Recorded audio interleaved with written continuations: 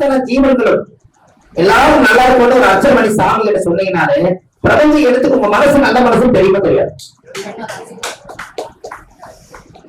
Sir குழந்தைகளுக்கு memory loss ஆயிடுச்சு அதனால நல்லா படிக்க மாட்டேங்குதுன்னு ஒரு பிரச்சனை இருக்கா இல்லையா?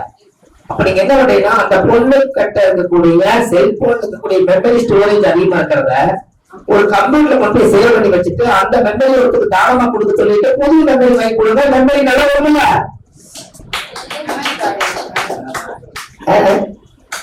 சார் யோசிக்கிறீங்க புரியல.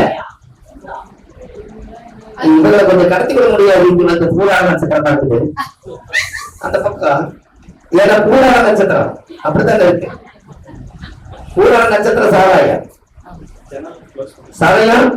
சதயம் வந்து சதய நட்சத்திரக்கார வீட்டுல காசு வரணும்னா என்னைக்கு அவங்க வீட்டுல சாராய பாட்டில போட்டு போறாங்களோ அனைத்து காசு உண்டு.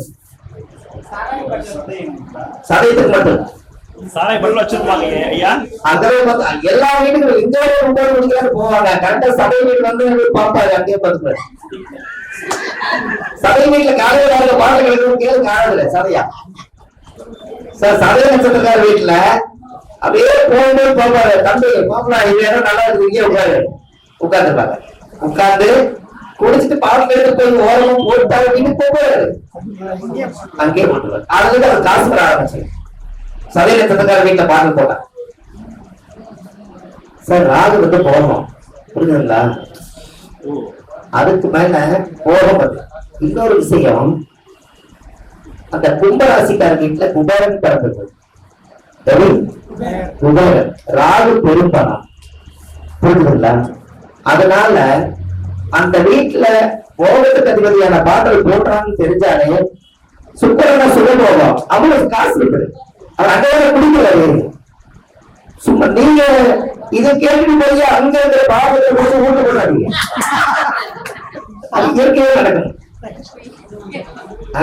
இயற்கையா நடக்கணும். ஆமா அப்படி இல்லைன்னா சதய நட்சத்திரக்காரர்களுக்கு சின்னதா ஒரு பரிகாரம், ஒரு சின்னதா ஒரு மது வாங்கி ஒரு ஹோட்டல் போட்டு வீட்டு மேல எங்கேயாவது ஒரு அல்மாரி செல்ஃப் மேல லைட்டா அந்த ஸ்பிரிட் மட்டும் மேல வர மாதிரி வந்தா காசு வந்துகிட்டே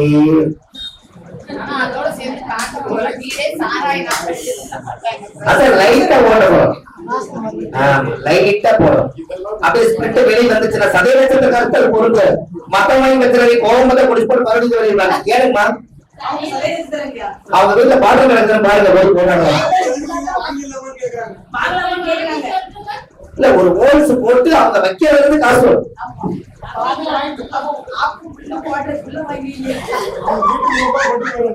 பழத்தை கொண்டு வர போறாங்க.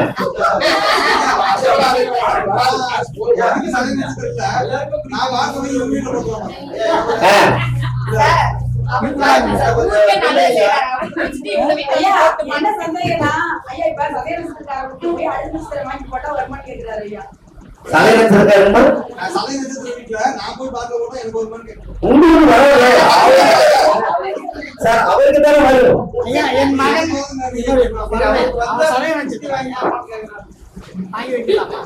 அதாங்க லைட்டா அந்த ஸ்கிரிப்ட் இருக்கணும். சார் ஒண்ணும் வேண்டாம், நல்லா யோசிச்சு பாருங்க. சார் அந்த சதய நட்சத்திரம் போகமா போகத்துக்கு அதிபதி தானே. அது குபேரன் பிறந்த நட்சத்திரமா சுக்கரன்ங்கிறது மது. அது ஏன் அது இயக்கிக்கிறாங்கன்னா அந்த காலத்துல சதையா நல்லா இந்த கருப்பராயன் பெரிய பெரிய ஆளுகளா இருக்காங்க அவங்களுக்கு எல்லாம் வாங்கி வச்சு அழிப்பறாங்க இல்லையா வீட்டுல.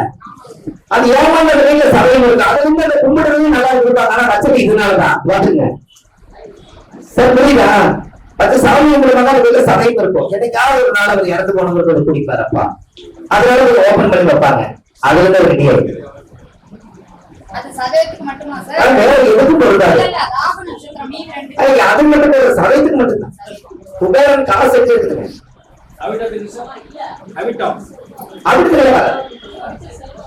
சார் நல்லா யோசிங்க சார். சதய நட்சத்திரக்காரருக்கு ரெண்டாவது நட்சத்திரம் என்ன?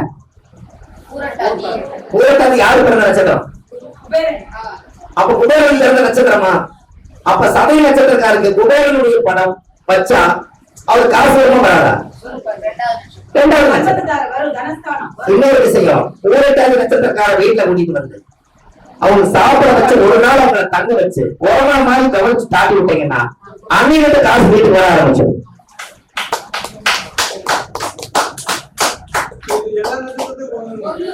ஐயா, எல்லா நட்சத்திரத்துக்கும் அவங்களுக்கு இரண்டாவது நட்சத்திரத்தை கண்டினியூ பண்ணுங்க சார். நேற்று முந்தா நாள் நான் பூர நட்சத்திரம் சார். நான் பூர நட்சத்திரம். எனக்கு என்ன நட்சத்திரம் பொருந்து? காசு வர நட்சத்திரம். உத்தர நட்சத்திரத்தோட பலம் என்ன? மாதுளா பழம். இந்த மாதுளா பழம் உத்தர நட்சத்திரம் ஐயப்பன் பிறந்தது. நான் ஐயப்பன் கோயில போய் மாதுளா பழம் ஒரு கிலோ வாங்கிட்டு போய் சாமிக்கு பூஜை பண்ணி ஒரு பழத்தை ஐயப்பனுக்கு வச்சுட்டு மீதி 4 பழத்தை வாங்கி ஆளுக்கு ஒண்ணு கோயில இருக்கிறவங்களுக்கு கொடுத்துட்டு வந்துட்டா ஆபீஸ் வரும்போது 4 காசு கிடைக்குது. அப்ப வேலை செய்யறது இல்லையா? ரெண்டாவது தாரை இயக்கினா தனம் பணம் குடும்பம் நலம் பெறம் பெருகும். 4வது தாரை இயக்கிறப்ப அவங்களுடைய சுகஸ்தானம் உடம்புல நோய் முடியும், வீடு வண்டி வாகனம் இயங்கும். 6வது தாரை இயக்கிறப்ப 6வது தாரை குலதெய்வத்துடைய அனுகிரகம் தானா வரும், சகல சம்பந்தங்களும் அவங்களுக்கு கிடைக்கும். 9வது தாரை பரம மைத்திரத்தில் நீங்க இருக்கிறப்ப சகல காரியங்களும் வெற்றி கிடைக்கும். ஐயா அடிப்படையில் சொல்றாரு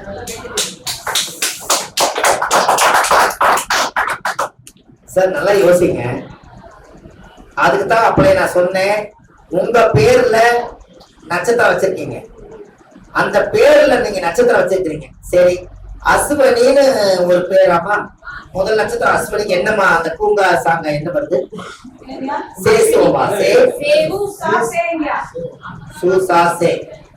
எது? அஸ்வதி நட்சத்திரம். சரி, அஸ்வதி நட்சத்திர அதிபதி யாருமா? கேது. இந்த சூசாசேங்கிறது வந்து அஸ்வதி நட்சத்திரம் படிதான் வருது, கரெக்டுங்களா? அப்ப அஸ்வதி நட்சத்திரத்துக்கு பேர் வச்சுட்டீங்க, நட்சத்திர பேர் வச்சுட்டீங்க. இந்த நட்சத்திராதிபதி இப்ப யாரு? ரைட். கேது எங்க நீசம் ஆவாரு? இப்ப சுகன்யான்னு வச்சுட்டீங்க, சூசா வந்ததுனால சுகன்யான்னு பேர் வச்சுட்டீங்க சார். ராகு கேது விருச்சிகத்துல உச்சம், நீசம் எங்க ஆகும்? Very good. ரிஷபத்துல வந்து சேசூன்னு வச்சுட்டீங்க. அப்ப சுகன்யான்னு ஒரு பேர் இருக்குது. சுகன்யாவுக்கு அஸ்வதி நட்சத்திரம் வருது. அந்த பெயராதிபதி கேதுவே நீசமாயிட்டு அந்த பேர் வேலை செய்யுமா? அவ்வளவுதான் சார். இப்ப புரியல? உங்களுடைய பெயர் எந்த பெயரோ அந்த பெயருக்கு உண்டான அதிபதி வந்து நீசமாயிட்டாருன்னா அந்த பேர் விளங்காது சார். புரியல?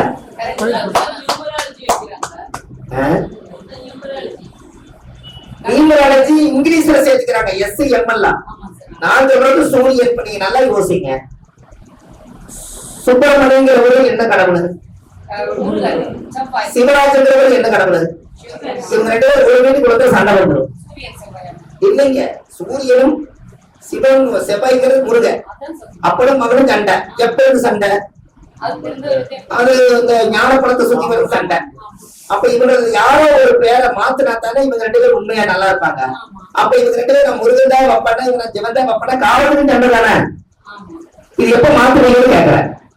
சரி, இவங்க 2 பேருக்குமே நீங்க என்ன சொன்னீங்க? முருகனோட பேரா? அவர் பேர் என்ன? சுப்பிரமணி. சுப்பிரமணியோட கடவுள் யாரு? முருகன். முருகனுக்கு அதிபதி செவ்வாய்.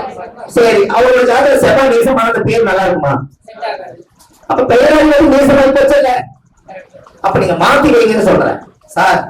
தலையெழுத்தை மாத்த முடியாது, பெயர் எழுத்தை மாத்தலாமல்ல? சார், தலையெழுத்து என்னமோ பிரம்மன் படைச்சது, தாயுடைய கருவில உருவானது உண்மைதான். ஆனா இந்த உலகத்துல வந்து எது நல்ல விஷயமோ அதை எடுத்து பேர் புகழோட வாழணும். அந்த காலத்துல என்ன சொன்னாங்க? பேர் புகழோட வாழன்னு சொன்னதே உங்க பேர் புகழோட இருக்கணும்ல. பெயரும் புகழும் வாழணும்னா உங்க பெயர் புகழாருன்னா பெயர் நல்லா இருக்கணும் சார். ஒரு கடவுளுக்கு காவலாளி யாரு? கடவுளுக்கே காவலாளி எல்லாருமே கடவுள். அவர் காவலாளி யாரு?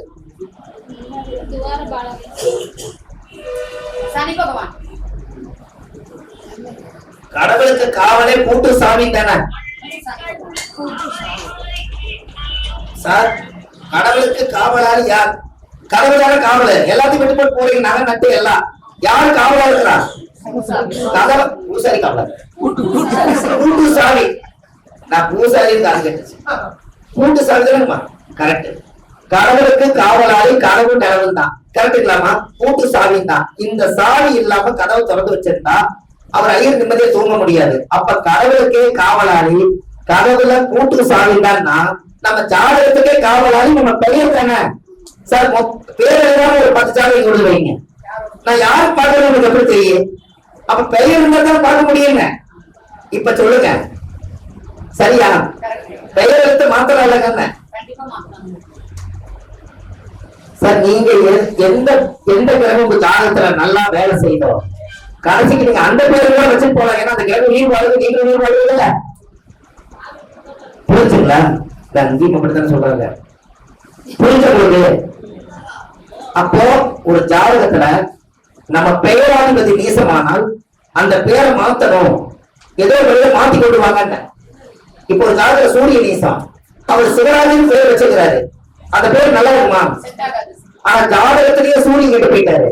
அவர் கெட்டு போனவருக்கு அந்த பேரை வச்சு 1008 தடவை அர்ச்சனை பண்ணாலும் வேலை செய்யுமான்னு கேட்கிறார். கரெக்ட். அப்ப நீங்க மாத்தினா தானே இதெல்லாம் உங்களுக்கு ஒரு பரிகாரம் தானேங்கம்மா?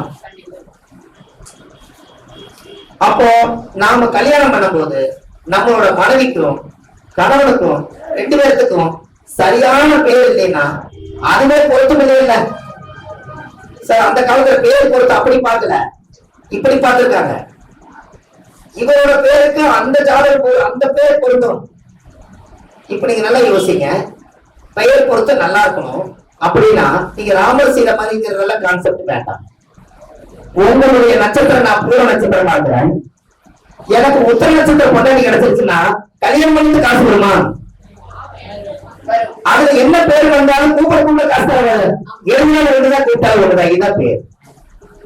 புரியுது உங்களுக்கு? அப்ப நீங்க 2வது நட்சத்திரம் யாருக்கு எந்த பொருத்தம் வேணுமோ அந்த 2வது நட்சத்திரத்தை நீங்க காலையில அதை எழுத அந்த கடவுள காசு வரும். 108 தடவை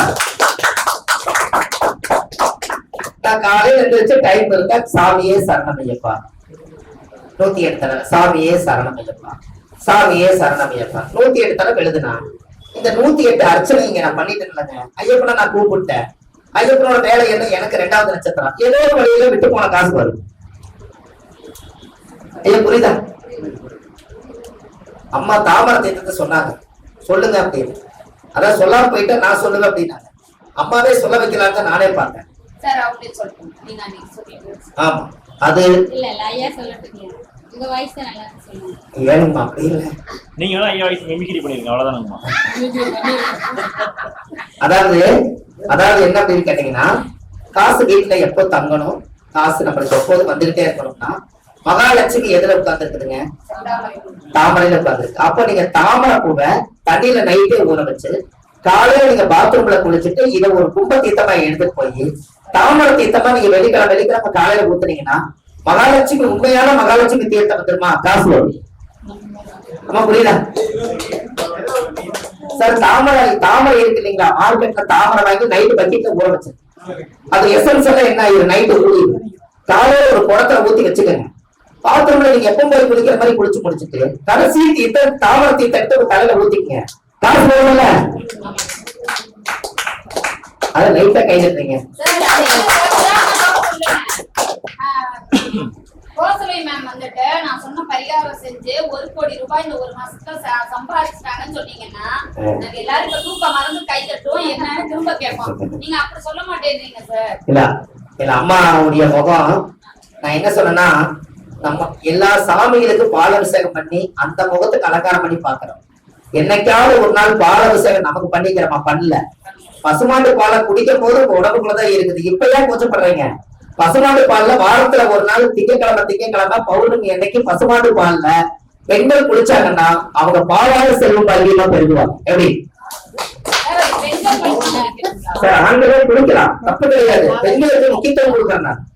பெண்கள் குளிங்கன்னு சொல்றேன். ஏன் அப்படின்னா அது சுக்கரனோட வீடு, ரிசர்வ் வீடு, அது பசுமாடு கோமாத அங்கவே இருக்கு. முதல்ல அவங்க குளிச்சாலே வீட்டுல துஷ்ட தேவைகள் வராதல்ல. இல்ல துஷ்ட தேவைகள் வரக்கூடாது, இல்ல துஷ்ட தேவதைகள் வரக்கூடாது அப்படிங்கிற ஒரு விஷயத்த சொல்றேன். புரியுதா? பௌர்ணமி அன்னைக்கு குளிக்கலாம், திங்கட்கிழமை குளிங்க, ரோகிணி அஸ்தம் திருவோண நட்சத்திரத்துல குளிங்க. இந்த பௌர்ணமி திங்கள் ஐயா நான் குளிச்சா நல்லது ஐயா. சார் நல்லா யோசிங்க, நம்ம பச்சை தண்ணியில் தானே குளிக்கிறோம், மிஞ்சி போனா அடுப்புல சூட வச்சு சுடு தண்ணீர குளிக்கிறோம். நீங்க அந்த காலத்துல ஒரு ஏதாவது ஒரு சீரு வந்துச்சுன்னா ஒரு பிள்ளைக்கு அந்த பொண்ணுக்கு மஞ்சள் தண்ணி எடுத்து ஊத்துறாங்க. என்னங்க மஞ்சள் தண்ணி எடுத்து ஊத்துறாங்க, வேப்பில தண்ணி எடுத்து ஊத்துறாங்க. அந்த பொண்ணு அன்னைக்கு எல்லா தோஷமும் நம்மளை விட்டு போய் நம்மளுக்கு புடவையெல்லாம் கட்டி நம்மளுக்கு ஒரு பெரிய மனுஷியா இன்னைக்கு மதிக்கிறாங்கன்னு அந்த உள்ளந்து வர்ற வார்த்தைகளே அவங்க மேல ஊத்துன அபிஷேகம் தானே அவங்களை மாத்துது.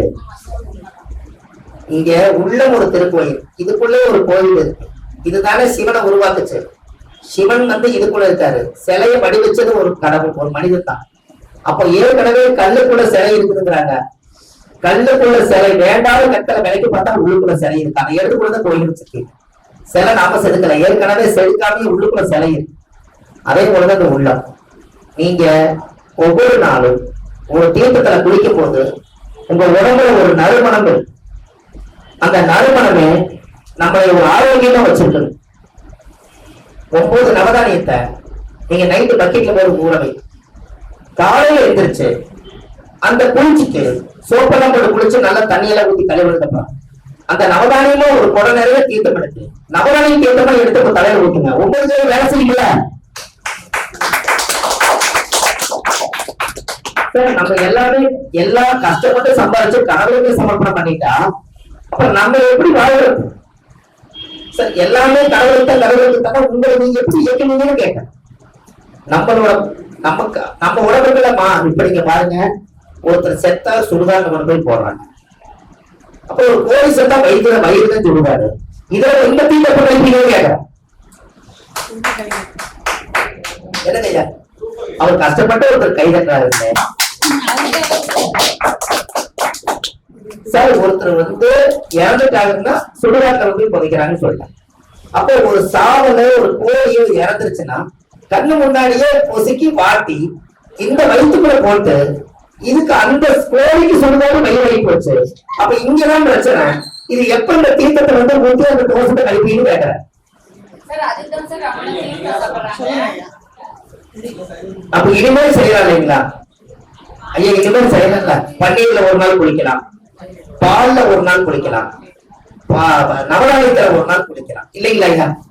வேப்பந்தலை எனக்கு வேப்பந்தலை சாதாரண விஷயம் இல்லைங்க. எல்லா மருந்துக்கும் வேப்பந்தலை சித்தர்கள் கண்டுபிடிச்சது.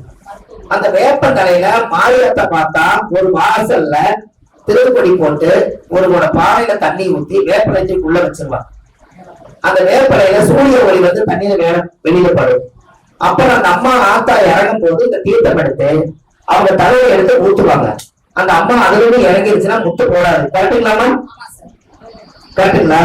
அப்போ வேப்பல தீர்த்தம் சூரியனும் செவ்வாயும் சேர்ந்ததுனாலதானே மாரியத்தை வந்தது. உஷ்ணத்தால செவ்வாய் நெருப்பு கிரகம், சூரியன் நெருப்பு கிரகம், இது ரெண்டும் நெருச்சாலும் போது ஆத்தா பார்த்து அதனால உடம்புல முத்து வெளியே வருது. அதே சூரிய ஒளியில அந்த தண்ணி எடுத்து அந்த சந்திரனாக இருந்து ஊத்தும் போது செவ்வாய் போய் சந்திரனை மாறிக்குதா, அதனால இருக்கணும் ரவி. சரி, அந்த காலத்துல முன்னோர்கள் அப்படின்னு நினைச்சீங்க. குளத்துல போய் குளிச்சாங்க. ஆத்துல குளிச்சா சூரிய ஒளி கையில பிடிக்க முடியாது. குளத்துல குளிச்சா சூரிய ஒளி அதுக்குள்ளதான் இருக்கும். கட்டுங்களாமா?